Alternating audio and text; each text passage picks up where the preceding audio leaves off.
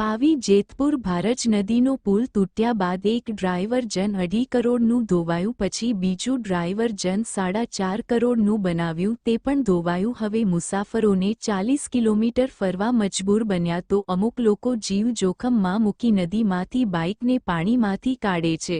ભારે હાલાકીનો સામનો કરવો પડે છે। જો નદીમાં પાણીનો વધારો થાય તો જીવ જોખમમાં મુકાઈ શકે એમ છે। રિપોર્ટર ફારૂક ખત્રી।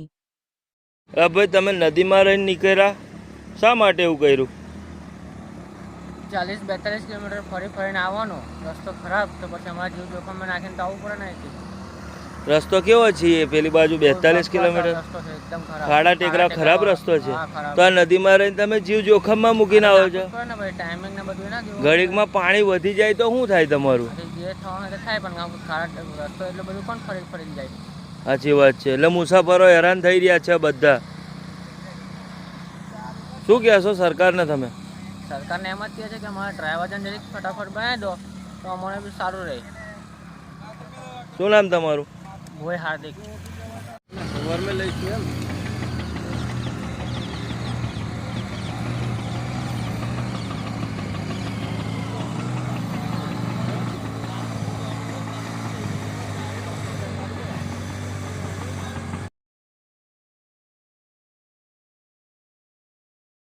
સવારમાં લઈશું એમ?